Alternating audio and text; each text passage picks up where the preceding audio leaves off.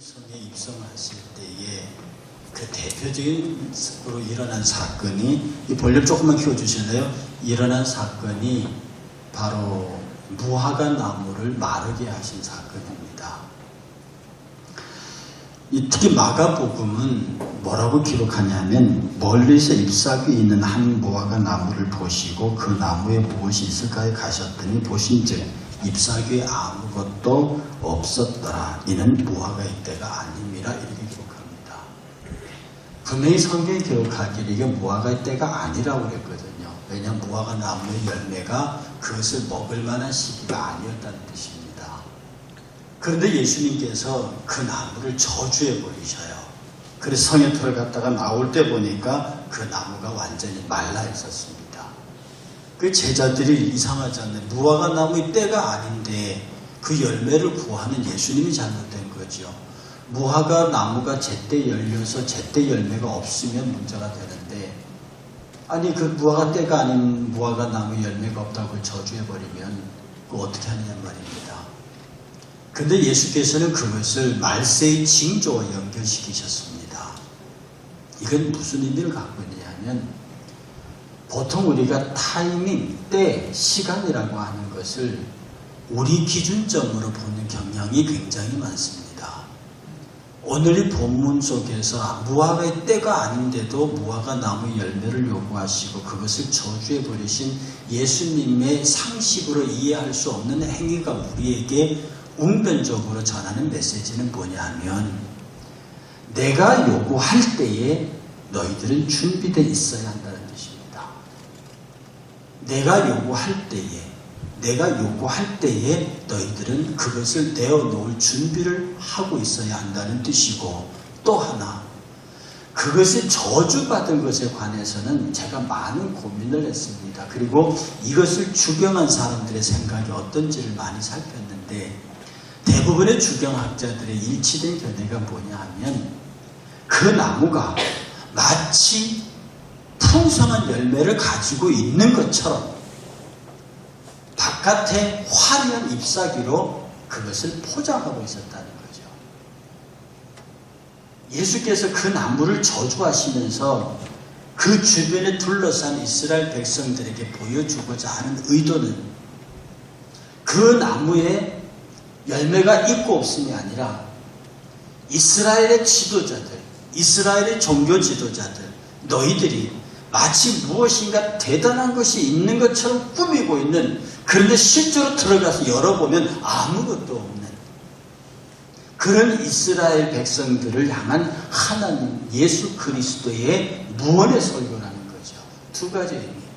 하나는 내가 너에게 무엇인가를 요구할 때, 너의 때는 아닌지 몰라도 이것이 나의 때이기 때문에 내가 너를 향하여 정하여 때에 내가 너에게 무엇을 요구하면 너는 그것이 예비되어 있어야 한다는 뜻입니다.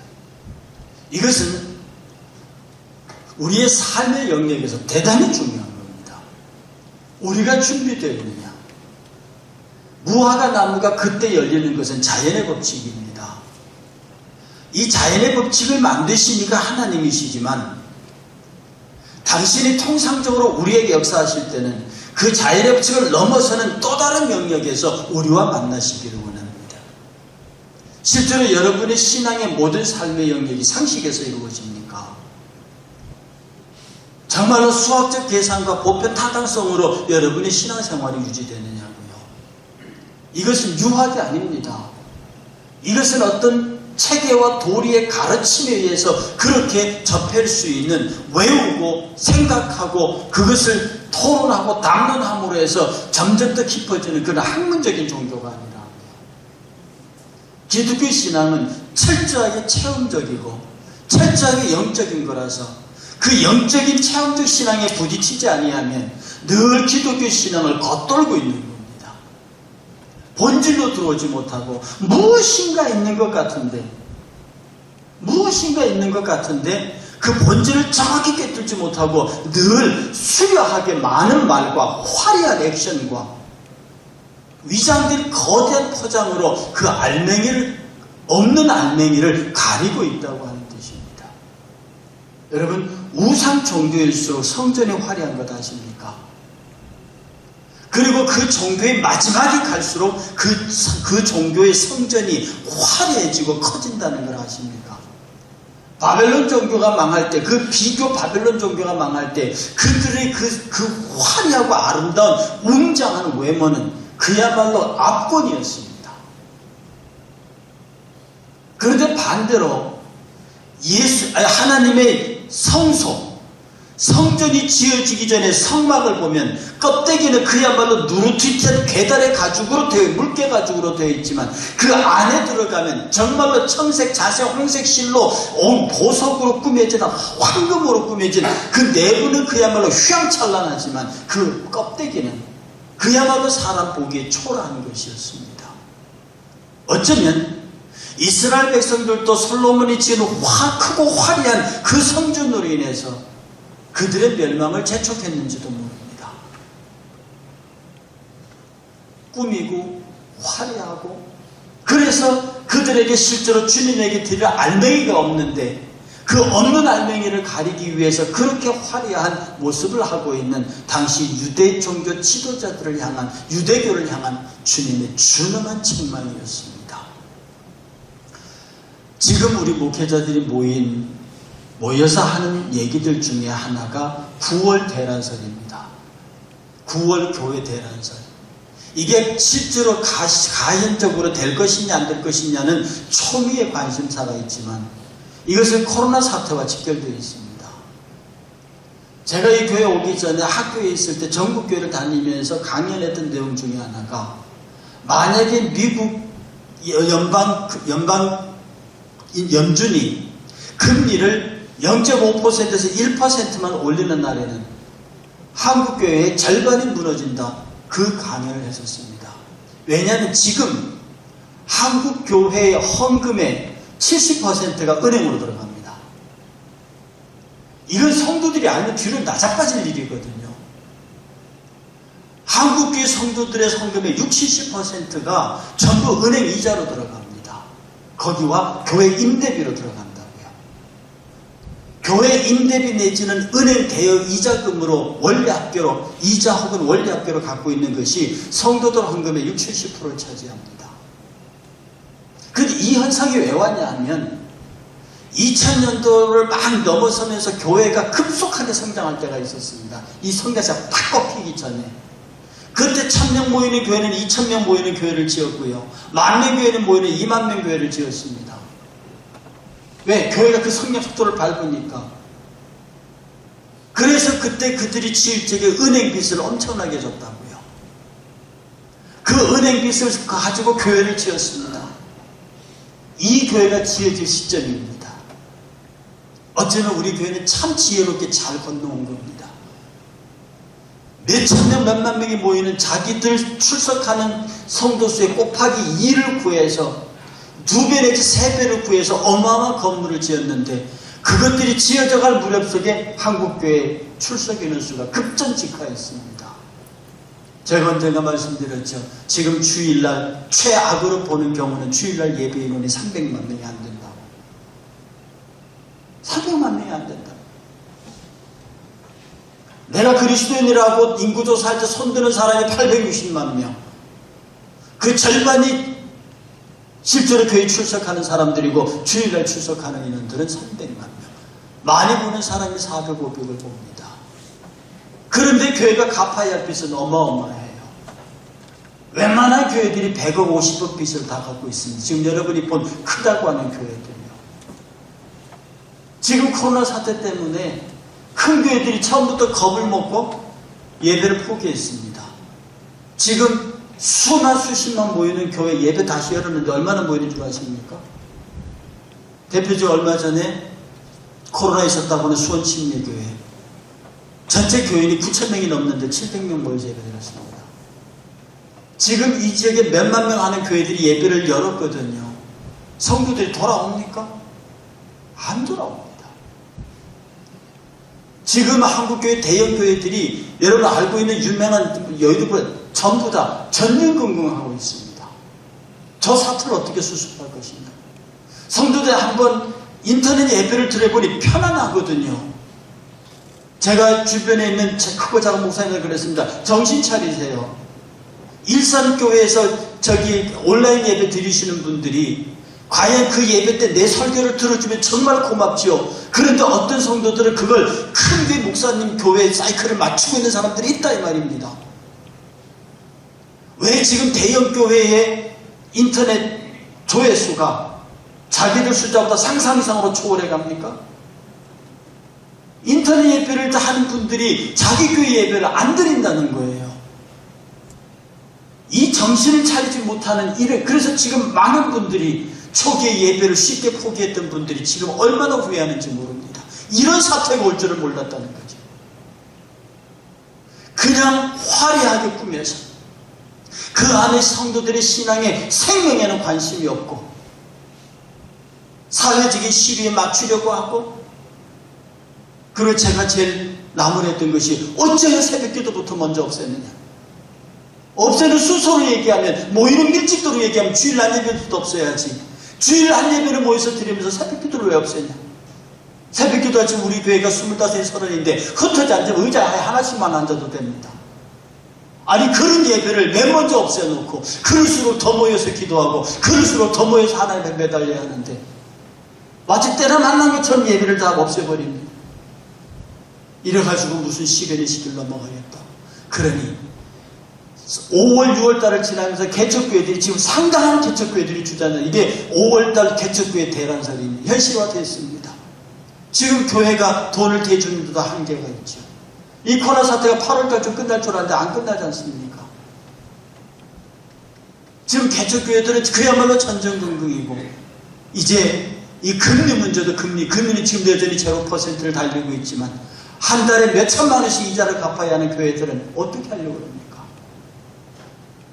도대체 교회를 화려하게 꾸리고 외형적으로 만드는 것이, 그렇게 크고 웅장한 교회를 짓는 것이 그렇게도 급한 문제였느냐. 오늘 저와 여러분들의 신앙이요, 정말로 하나님의 말씀과 은혜 안에만 연결되어 있어야 합니다. 그가 원하실 때 열매를 갖고 있어야 한다. 늘 말씀드렸듯이 예배하는 자는 신령과 진리로 예배할지니라. 신령도 하나님에게 있는 것, 진리도 하나님에게 있는 것, 우리에게 있는 게 없습니다. 그러므로 예배는 우리가 어떻게 할 수 있는 게 아니에요. 그런데 어찌 감히 예배를 자기 손으로 패하고 말고 합니까? 그렇게 하나님에 대한 예배가 가볍게 보이고, 예배의 정의 자체가 하나님의 그 오전에 나와서 하나님 앞에 내 자신을 내어버리고 통회하고 자복하면서 하나님의 은혜와 긍휼을 구하는 것이 예배고, 그의 사랑과 축복을 받는 것이 예배인데, 예배가 설교입니까? 어쩌다가 한국교회가 목사의 설교가 예배로 대치되느냐 이 말이에요. 아닙니다. 정부도 목사의 설교가 예배로 이해되기 때문에 설교는 말이 인터넷으로 들으면 되지 않습니까? 이렇게 말합니다. 오늘 주님이 원하시는 타이밍이 있어요. 주님이 원하시는 때가 있다고요. 그때 우리가 무엇이든지 주님이 원하시는 것을 내놓을 준비를 하고 있어야 합니다. 오늘 한국교회는, 한국 성도들은 그것이 없어요. 그러면서 상대적으로 화려한 크고 웅장한 건물들, 여러분 유럽 여행하시면서 유럽의 교회들을 보십시오. 그 교회가 술집으로 바뀌어 있는 걸 보십시오. 저는 호주에서 그걸 보고, 뉴질랜드에서 그걸 보고 너무너무 가슴 아팠습니다. 그렇게 아름답고 예쁜 교회가 바가 돼 있다. 나는 그것을 현실로 보고요, 여전히 교회 주변은 예배당이었다는 흔적이 여전히 남아있습니다.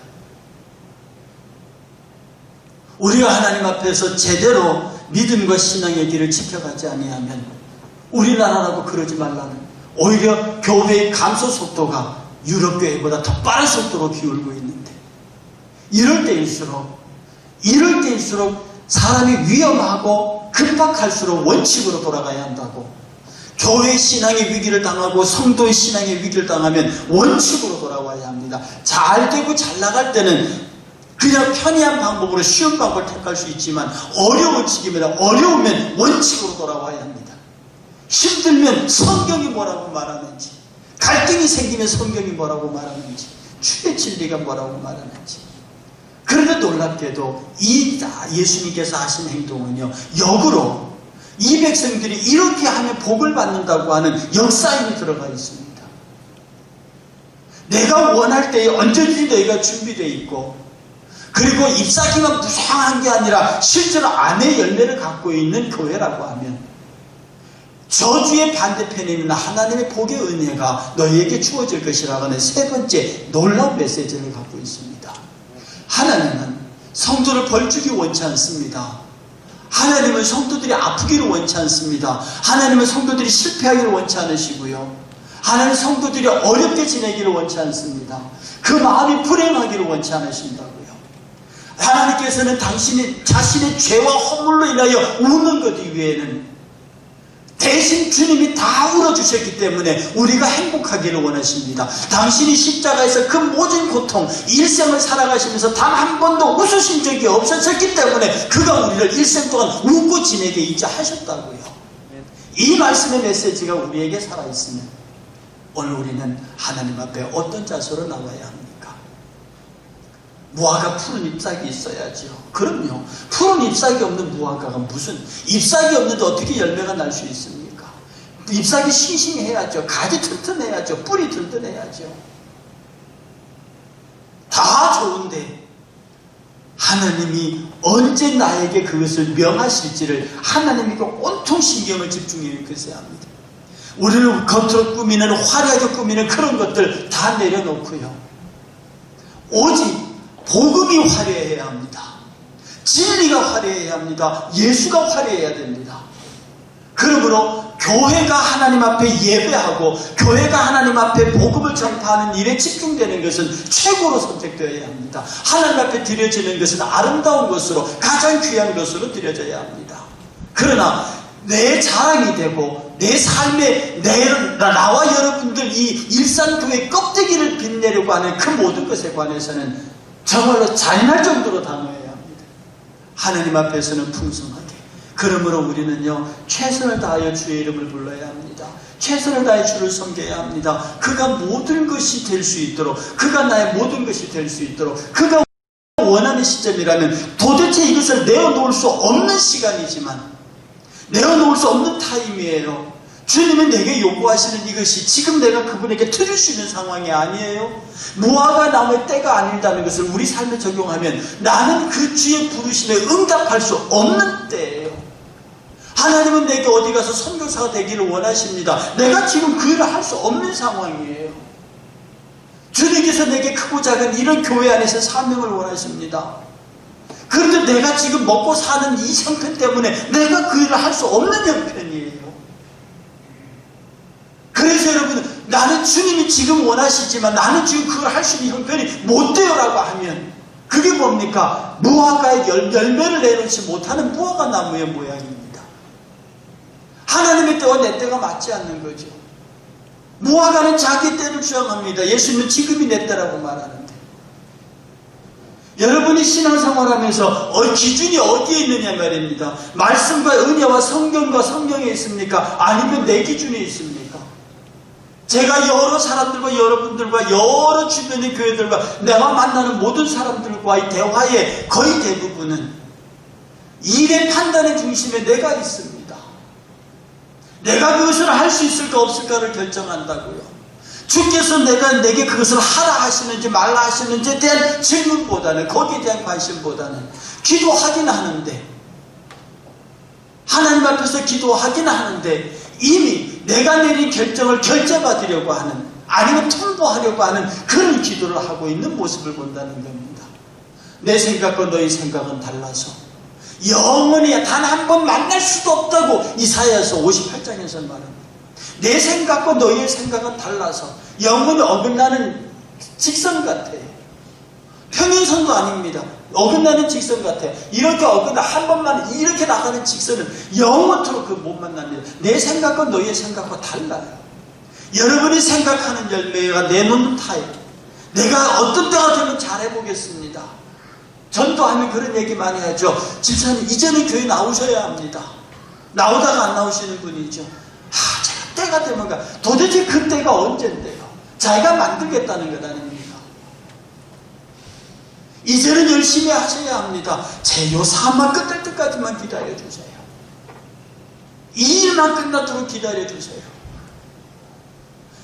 권사님, 이거 하셔야 합니다. 우리의 대학 갈 때까지만 기다려주세요. 하나님이 기다려주시면 얼마나 좋을까.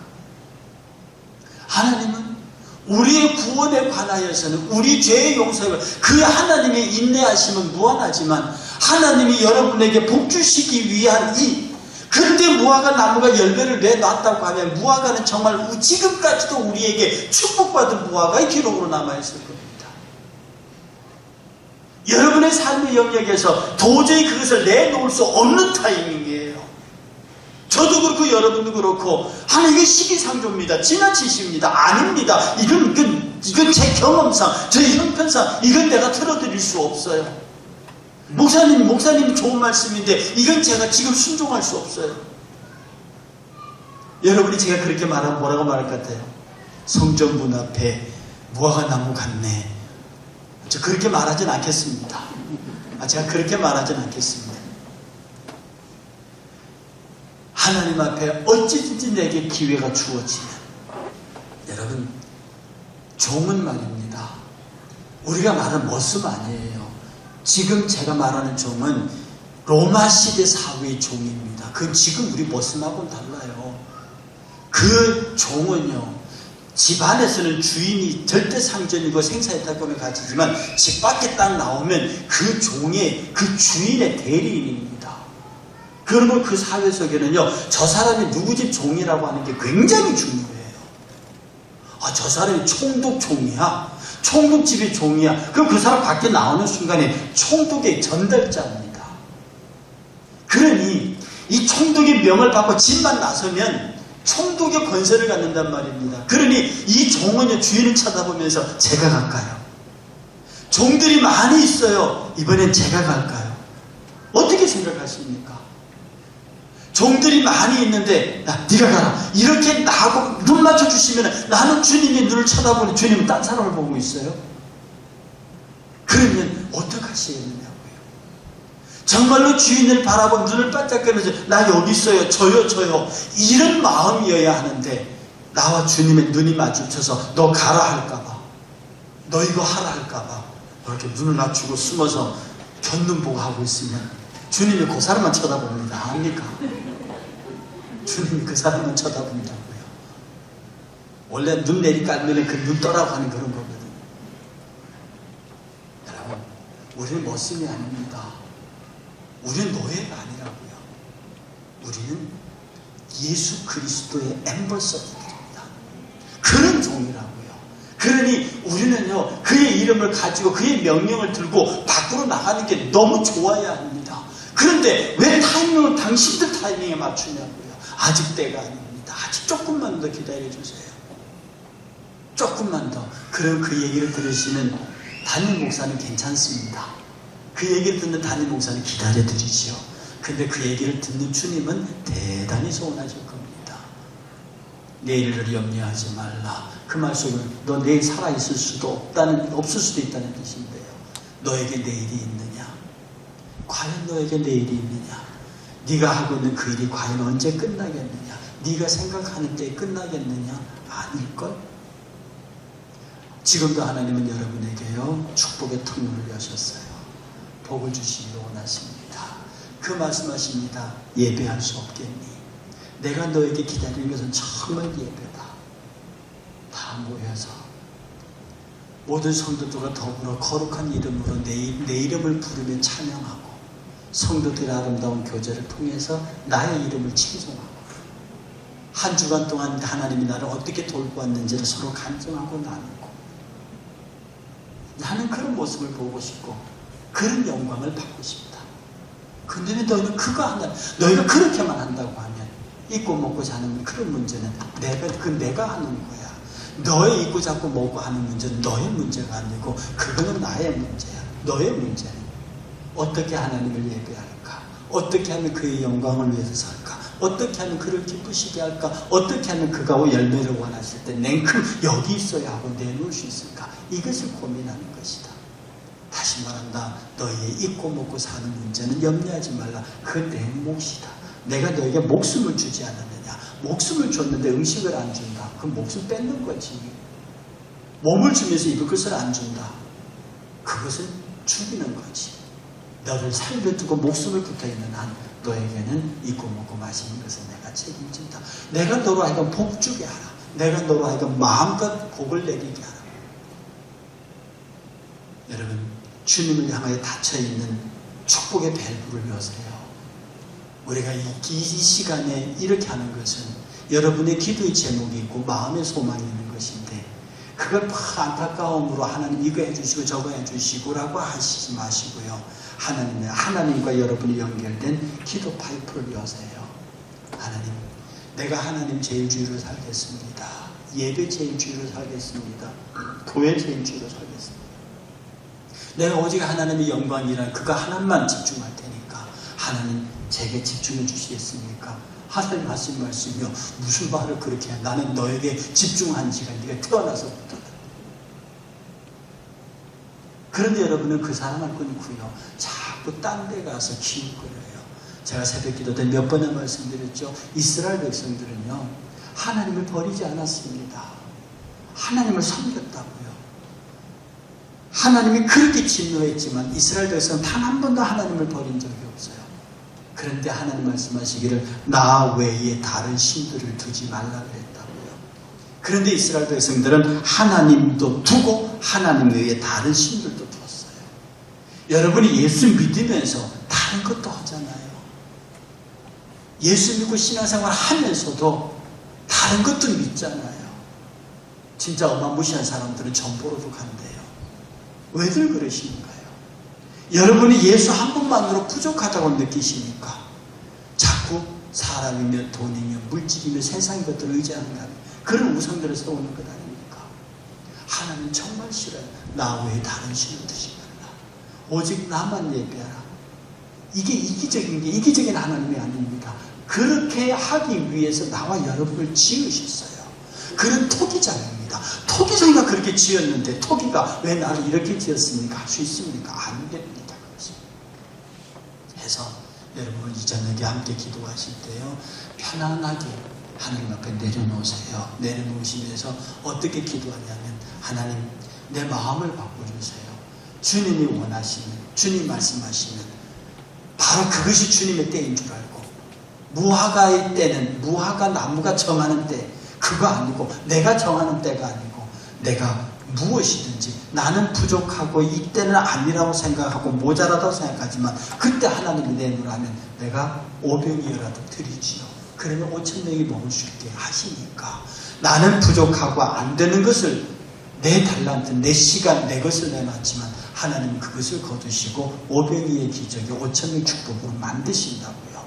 여러분들이 이제 하나님 앞에 이 축복의 밸브를 열어놓으세요. 하나님 내가 잠궜던 내 중심으로 무엇을 하려고 했던 이 밸브를 열어서 하나님 앞에 온전히 울어 주의 은혜와 긍휼을 구해서 그야말로 축복의 통로가 꽉꽉 터져나오는 더 이상 인생에 입고 먹고 마시는 것이 우리의 기도의 제목이 되지 않게 하시는, 내 자녀들이 기도의 제목이 되지 않고 내 아내와 남편의 기도의 제목이 되지 않고 내가 하는 일들과 내가 만나는 사람들이 기도의 제목이 되지 않고 오직 어떻게 하면 내가 하나님께 영광을 돌릴 수 있을 것인가, 이것이 나의 기도의 제목이 되는 우리 모두가 되게 해 주옵소서. 그래 기도하는 이 밤 되시길 주의